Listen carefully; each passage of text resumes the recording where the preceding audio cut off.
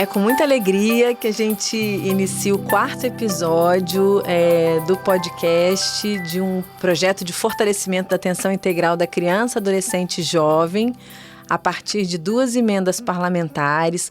Uma que fomenta o protagonismo e a voz dos usuários através do Fórum Intersetorial do Campo da Atenção Psicossocial, e outra que fortalece uma lei importante estadual que garante o acolhimento em todos os pontos de atenção da RAPS a populações vulneráveis.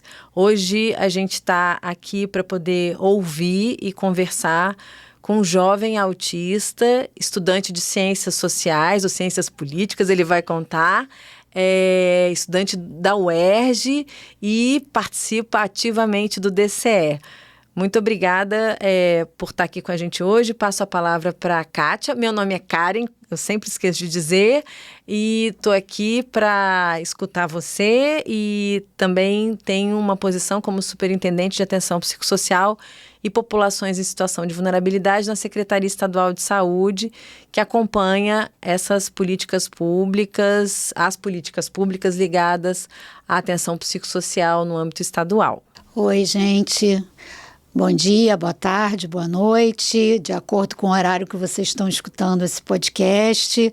Estou muito feliz também. Hoje a gente está aqui com a presença de um jovem muito importante que vai contar um pouquinho para a gente da história dele, que é o Guilherme. Tudo bem, Guilherme? Tudo bem, sim. Eu queria, então, passar para você mesmo se apresentar.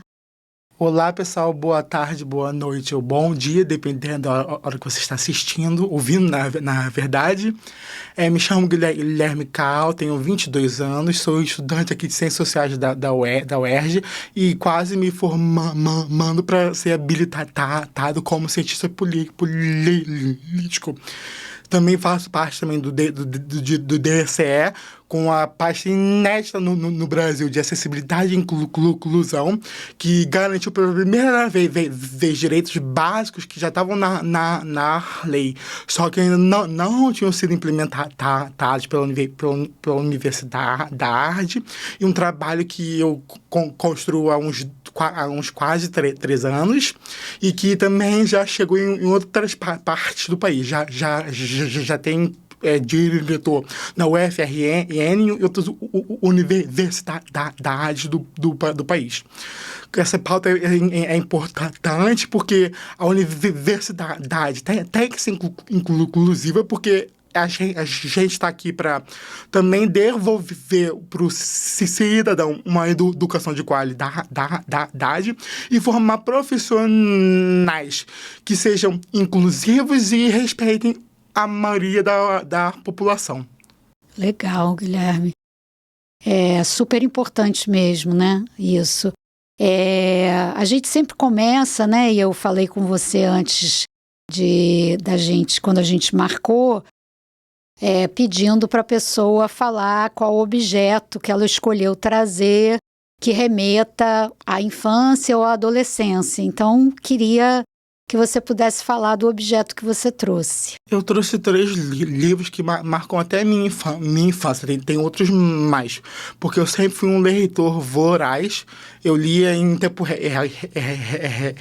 recorde e sobre temas variados. História. Eu li o livro do meu irmão mais velho, de 5 anos mais velho, de história e geografia. Então eu já sabia sobre coisas que eu só ia ver com 13, 14 anos, com 7, 8 anos já sabia sobre os acontecimentos históricos.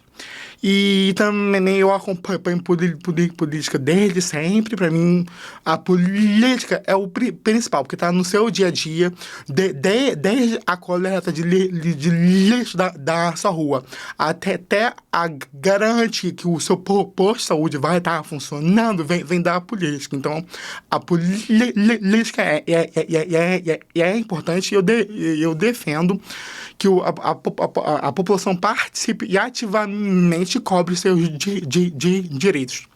Também por isso que eu sou pesquisador, né, do laboratório de estudo de poder local, e meu foco lá é estudar a participação popular da população de diversas câmaras de vereadores pela região metropolitana do Rio de Janeiro. Os livros que eu trouxe é o Diário de Bordo do JN no ar, porque quando eu era criança, bem criança, eu era fã do William Bonner, Jornal Nacional, e eu queria ser jornalista. Um guia ilustrado da Zaha sobre a história mundial, e um que é as 100 maiores personalidades da história.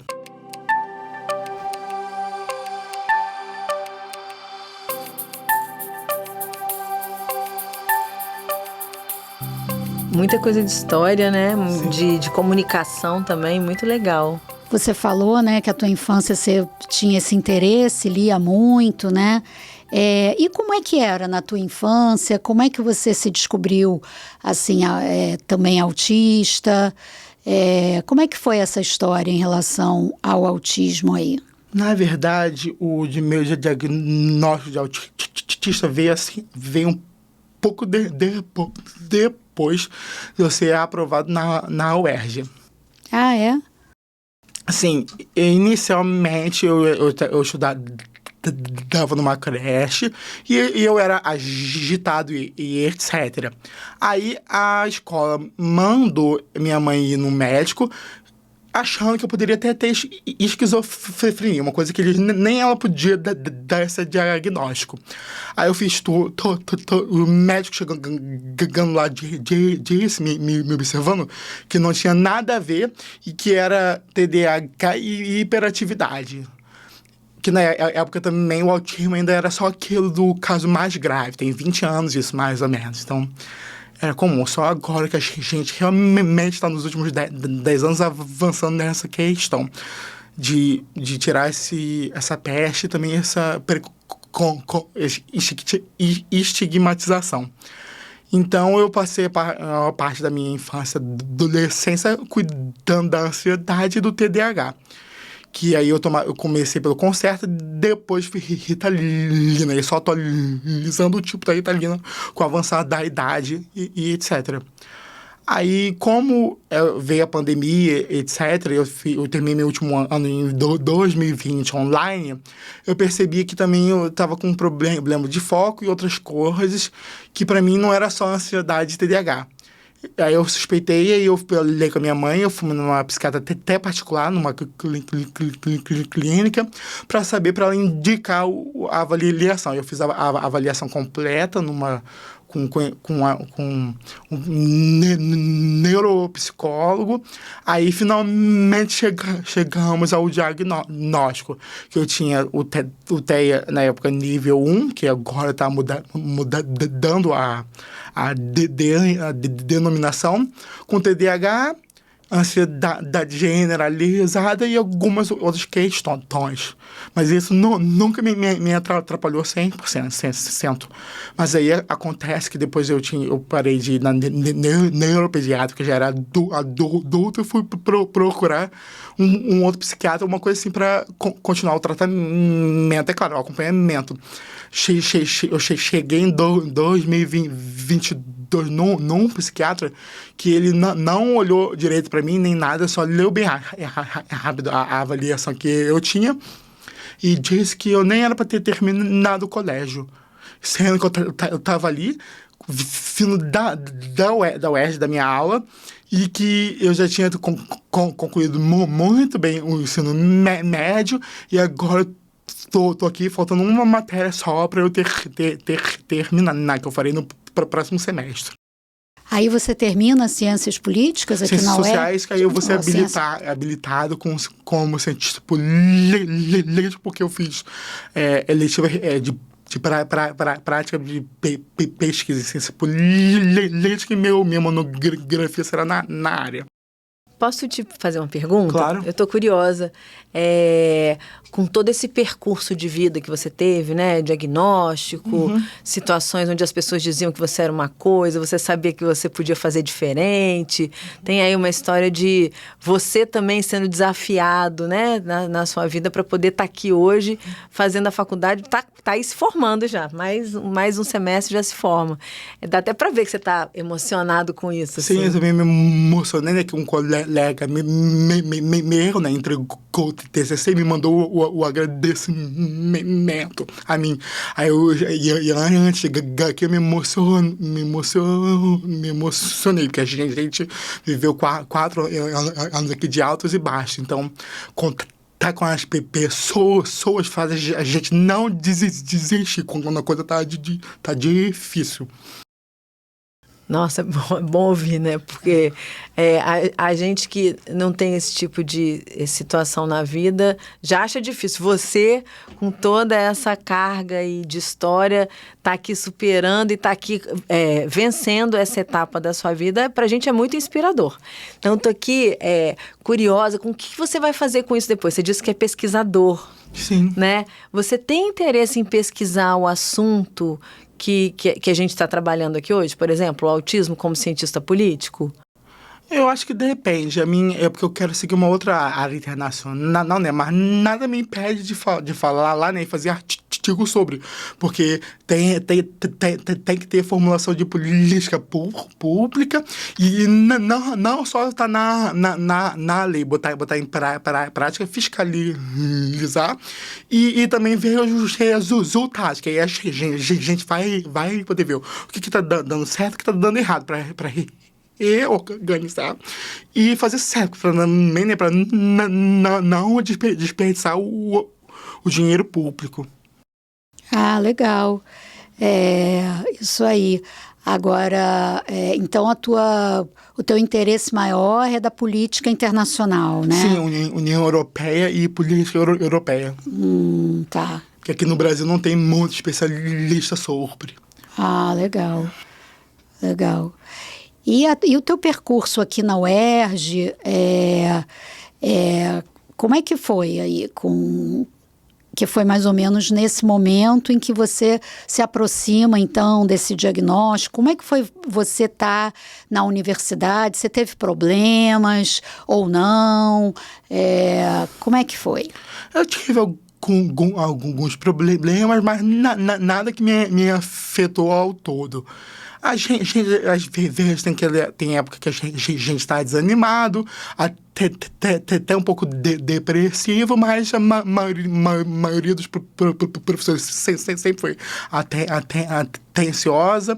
Então, e também, né, com a apoio, que eu tenho uma rede de apoio grande, que eu participo de projetos de extensão focado em autismo, também em reabilitação na área da saúde. Então, ali eu tive uma família que me fez também não desistir, desanimar, porque ano passado eu estava bem desanimado em relação ao UERJ, porque quando a gente vai avançando no curso, ainda mais um curso que não é seriado, a turma, cada um vai para uma área, então a gente vai ficar se isolando um pouco.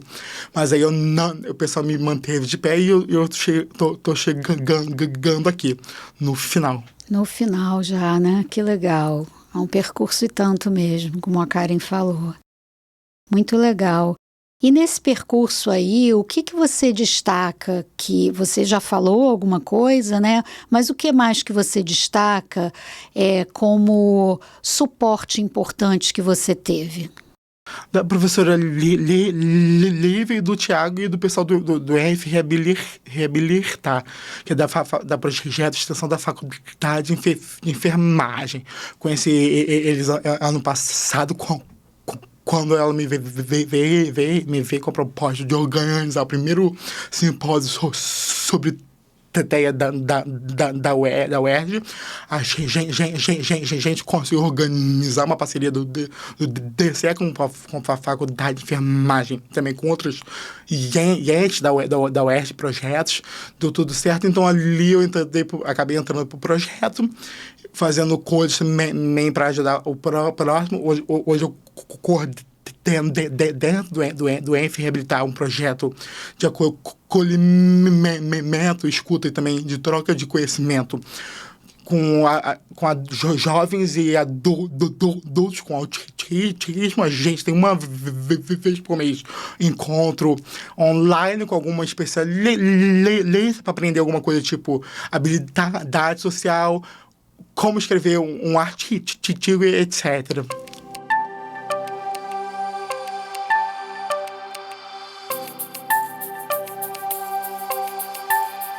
Você conhece a política pública que existe hoje para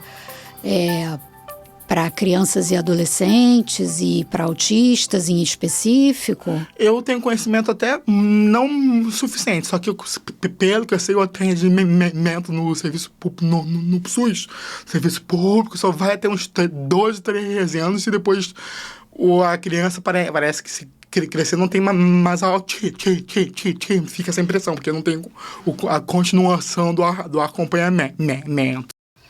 Você tem razão, acho que tem uma visão, não que isso esteja no papel, né? No papel, o acolhimento, né? O acesso é universal e o acolhimento é longitudinal, né? Mas, na verdade, tem um pouco essa ideia, né? De que autismo é só criança e adolescente, né? E criança ainda mais focando em menino, como se fosse aquele negócio de anjo azul, romantizar, entendeu? Exato, né? Tem essa visão aí, né? Romantizada, né? Mas não, na verdade, tem uma certa, como você falou, tem uma certa dificuldade dos serviços darem um acesso mais amplo aos autistas adultos, né? Embora, assim, eles têm que dar, porque esse é o mandato deles, né? Eu acho que vai até melhorar, né, que o Ministério da Saúde atualizou recentemente protocolos e também a questão do autismo em adultos. Então, eu acho que nos próximos anos se deve avançar e torço para os estados e municípios seguirem certinho e fazerem sua parte, já que o SUS é tripartite, cada um tem que fazer sua parte para o sistema funcionar. Exato, Você conhece os CAPCIs? Conhece, né? De ouvir falar, né? Sim. Ah, legal. Porque seriam, a nível da saúde mental, também dispositivos, né? De cuidado aí, né? Para essas pessoas, mas não só, né? Não é... Mas, então, esses professores e essa linha de pesquisa, o fato da pesquisa, foi um recurso aí importante para você, né? Sim. Legal. E na tua avaliação, Guilherme, qual é a importância do protagonismo, né? Da política, né? De uma ação política para a tua saúde mental? Tem uma importância, sim, e apesar de que fazer política não é fácil, só que eu tenho uma coletividade, o coletivo cria, que me apoia e me mantém de pé. E isso não me faz desistir, porque eu fiquei um pouco também afastado, etc. Um pouco afastado, mesmo estando até presente, me deu uma desanimada, porque também ainda é uma barreira ainda para o pessoal entender, né, e incluir de fato até na UERJ. Uma barreira que até desanima um pouco, mas a gente segue, porque se a gente desistir, quem vai lutar por essa dignidade e respeito? Uhum. Que bom, né? Que você não desistiu e tá finalizando aí o teu curso, né? Eu fico ouvindo, Guilherme, assim, acho que tem uma coisa que, para mim, me toca muito, Guilherme, assim, você reconhece o seu direito e persiste nele, né? Mesmo que ele não esteja com todas as letras, como você falou, né? Muito mais para criança e adolescente, você já é um jovem adulto, né? Então, isso tem outra complexidade também na vida atual, assim, e eu acho que é muito bom poder ouvir alguém com essa experiência. A gente chama as pessoas para poder contar, a gente é especialista por estudar e você é especialista por experiência própria. Então, isso que você está dividindo com a gente aqui, que outras pessoas vão ouvir, é de um enorme valor, pode inspirar outras pessoas, as pessoas podem querer saber qual o caminho que ele fez para poder conseguir entender isso, né? Como é que ele percebeu? Porque, às vezes, quando você está no meio da história, é difícil você se empoderar e seguir em frente. O que te ajudou a entender isso, que te iluminou? Eu acho que isso vem desde pequeno, porque eu cresci numa casa em que meu avô era funcionário público e sempre incentivou os estudos, a leitura, e ele sempre assinou no jornal O Globo. Então, a gente sempre tinha contato com o Globinho, e eu também li o jornal de fato. E também, né, porque minha mãe também foi, participou das diretas já e do movimento Caras Pintadas, então eu sempre tive esse debate de democracia, de garantir direitos e debate político lá em casa. Então, isso já vem de berço.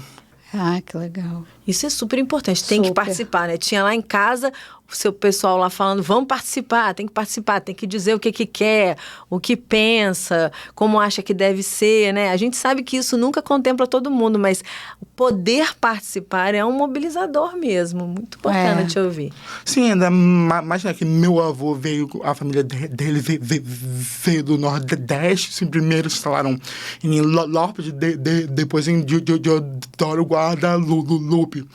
Então, o meu avô foi a geração do meu avô foi uma das primeiras a persistir e estudar. Meu avô começou sem muito estudo, só que ele fez o arco supletivo, as coisas na época, e conseguiu o diploma e chegou na Justiça Federal. Trabalhou aqui no Rio de Janeiro como técnico judiciário. Então, e ele sempre incentivou e também ensinou para minha mãe meus tios o valor da educação, porque aí você consegue trabalhar oportunidade para não ter que passar fome e outra necessidade.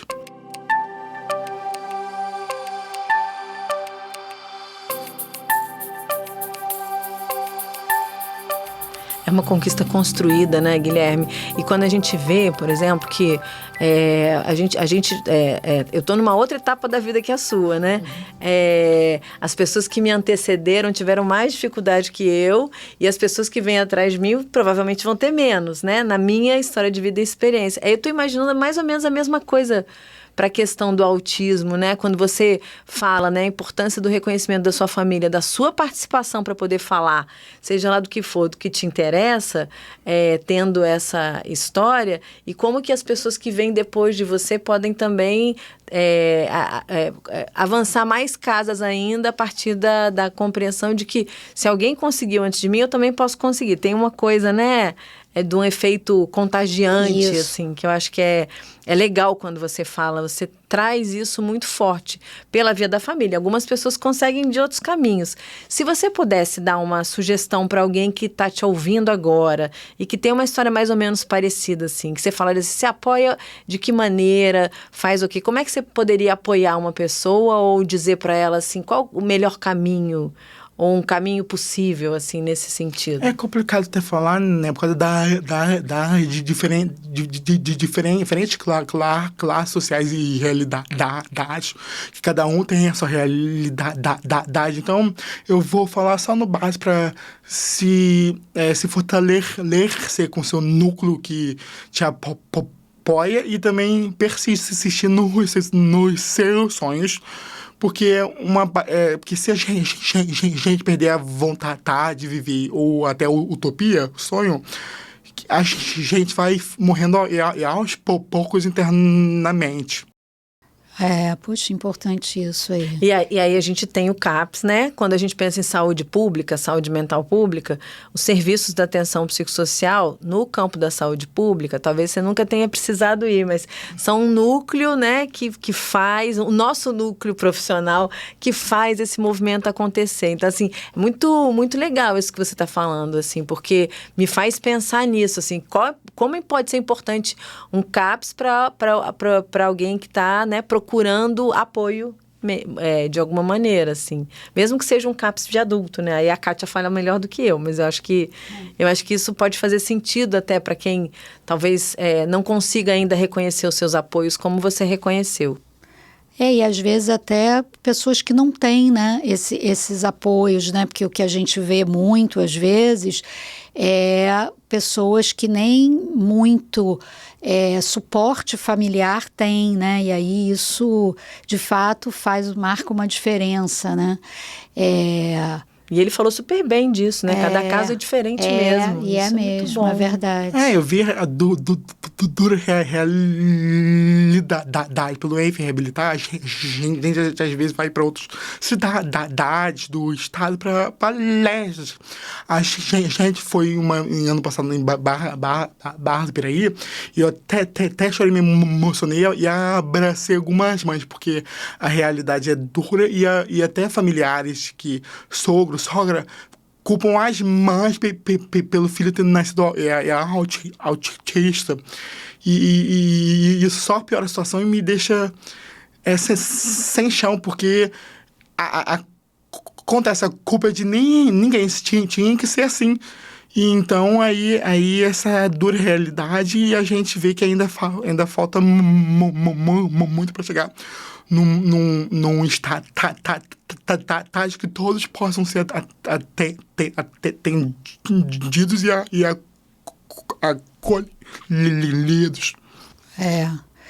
De fato, que todos possam ser atendidos, os que precisam, né? E eu acho que você, né, é um exemplo aí de uma pessoa que nem precisou, né, digamos assim, desse acolhimento mais, digamos, que a gente propõe no SUS, que é para alta complexidade mesmo, né, que não implica só numa questão diagnóstica, mas que implica em toda uma questão de vulnerabilidade social, né, e às vezes de não ter suporte familiar e outras vulnerabilidades, né, que é como a gente chama, né, de situações graves, complexas,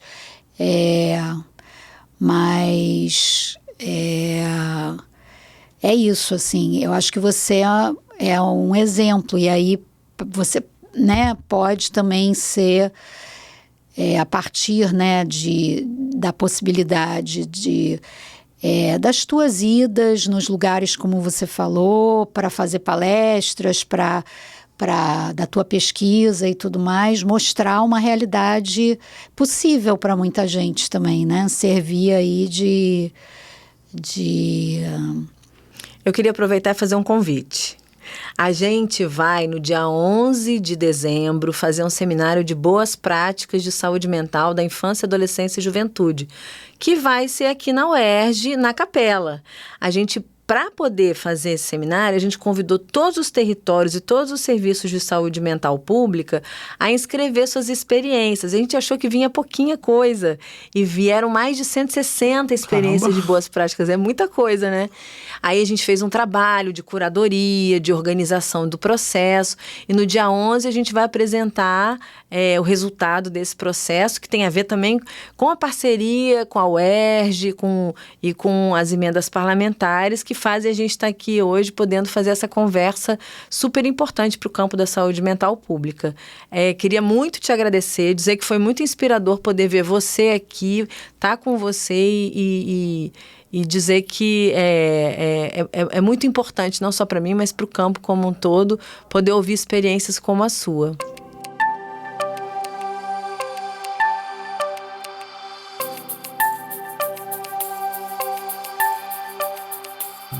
Quero te agradecer também, Guilherme. Você prontamente aceitou, logo que eu entrei em contato com você.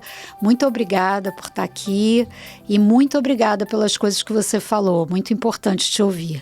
Eu que agradeço o convite, porque é muito importante também a gente fazer essa reflexão e também fazer a formação melhor dos profissionais, porque apesar de muitos cursos na área da saúde, ainda há um problema com alunos com deficiência. Já tem de alguns casos que não é sobre. Então é super importante também essa questão na saúde geral, porque há problemas no atendimento particular nos planos de saúde também, que as famílias precisam entrar na justiça para garantir terapia, até medicação, e também no público. Então é uma coisa que eu acho que é de sociedade, para formar um novo pacto como sociedade, de realmente fazer a inclusão, não só de figuração. Só lembrar, em setembro ou em abril, o autismo e a saúde mental tem que ser nos 365 dias do ano. Muito bom. Você tem algum contato que você queira passar para as pessoas que estão ouvindo a gente? O meu Instagram é @GuilhermeCal. Não, desculpa. Meu Instagram é @KARL_Guilherme. Tudo minúsculo. Obrigada, Guilherme. Muito obrigada. Valeu, Guilherme. Obrigada, hein? Obrigada.